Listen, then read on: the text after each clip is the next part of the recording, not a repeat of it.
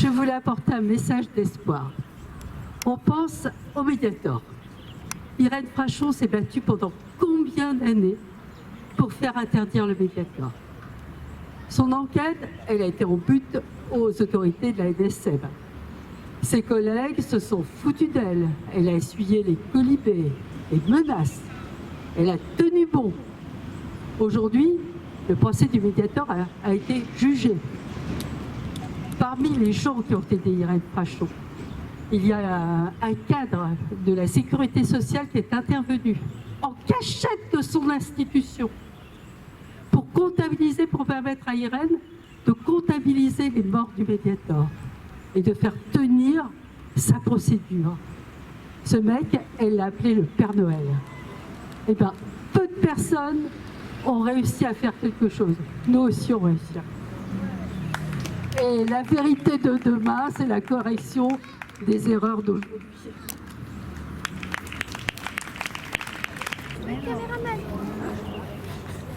Je voulais juste dire un mot sur une alternative dont on fait partie depuis quelques années avec mon compagnon Philippe, je ne sais pas où il est parti se planquer.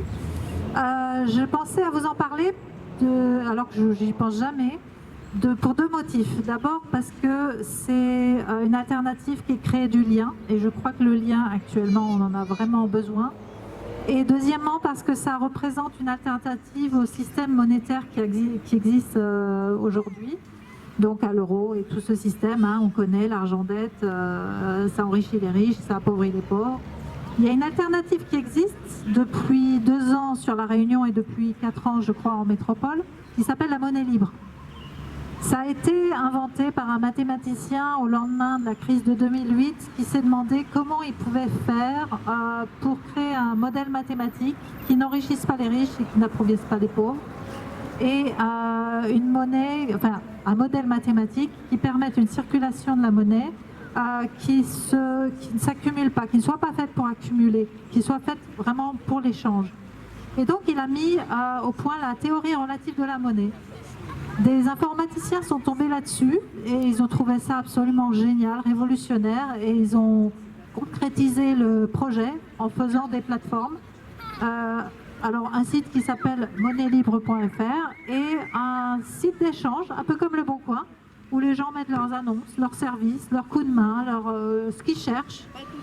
Et j'avoue que nous, ça fait 2 ans qu'on en fait partie, et actuellement on rémunère des gens pour faire des cours d'espagnol, d'anglais à notre fille, de piano.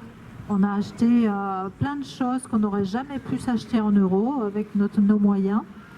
Et en plus, chaque personne avec qui on a échangé est devenue un ami. C'est-à-dire que quand on prend contact avec ces gens et qu'on échange, on va chez eux, on boit le café, on discute, on échange vraiment plus que juste un objet.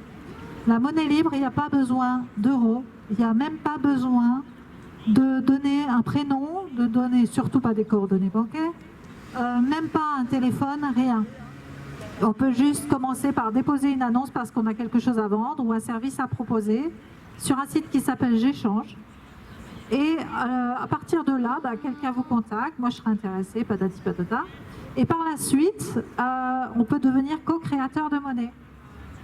Il suffit pour ça que 5 personnes qui sont déjà membres dans la monnaie libre puissent certifier que vous êtes bien un être humain, non pas une société, hein, mais en tant qu'être humain. Et à ce moment-là, ils vous certifient et vous devenez co-créateur de monnaie. C'est-à-dire que concrètement, tous les jours, 10 junes tombe automatiquement sur votre compte du seul fait que vous soyez vivant et humain.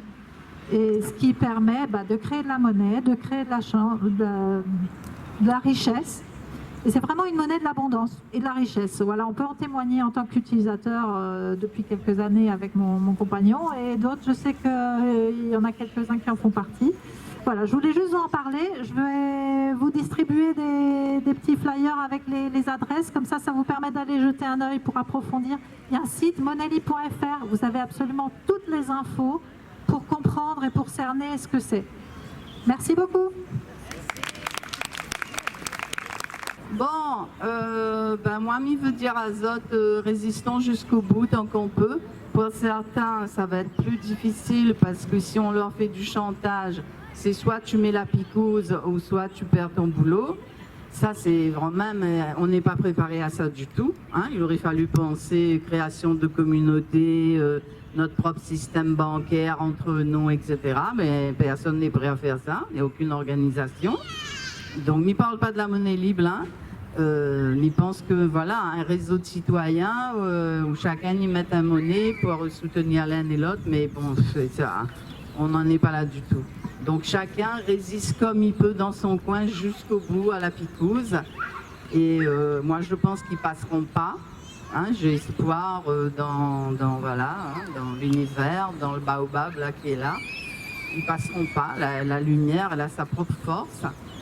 Et tout ça, ils sont en train d'accélérer. En France, ils sont très agressifs, très méchants, parce que Macron, voilà, hein, on sait qui il est, avec qui il travaille. Mais j'espère qu'on n'aura pas. Et moi, personnellement, comme j'ai dit depuis le début, et maintenant, je dis même, moi, comment je me suis construite là, et je le dis comme un mantra, hein, je vais le répéter, moi, je suis prête à mourir. Voilà, chacun doit penser qu'est-ce qu'il est prêt à perdre aujourd'hui. Et moi, j'en suis là, donc je sais que je ne céderai pas. Et j'invite tout le monde à penser sa résistance et à tenir bon, parce que là, j'ai des tas d'amis cette semaine, j'ai une dizaine de connaissances qui ont accepté la picouse pour voyager. Hein. Ça veut dire quelque part, ils ne sont pas prêts à lâcher leur petit confort d'avant, ils sont accros au système, je les connais bien. Hein. Et pourtant, c'est des gens qui sont intelligents, quoi. Tu t'attendrais à ce qu'ils aient une réflexion. Hier, j'ai fait une formation en cinéma, c'est quand même pas des crétins, quoi. Ben, je suis je leur ai envoyé plein de dossiers encore hier. Ils connaissent pas Louis Fouché. Vous vous rendez compte? Je dis, mais vous écoutez qui? Vous écoutez quoi? Louis Fouché, vous connaissez pas? Moi, là, ça me fait fermer ma bouche. Je sais plus quoi dire, moi, après ça, tu vois. Donc, franchement, il y a un gros décalage entre nous, d'ailleurs, on n'est pas nombreux, hein, et d'autres. Mais je sais aussi que quelque part, on est nombreux, mais voilà, on va perdre beaucoup de gens. Moi, j'ai une amie universitaire à Bordeaux, elle m'a écrit encore hier en me disant « Alors, t'as enfin accepté la piqûre ?» Parce qu'elle a fait la piqûre dès le départ en me disant « Tu te rends compte, c'est une chance, parce qu'il n'y en a pas beaucoup et tout ça. » C'est bon.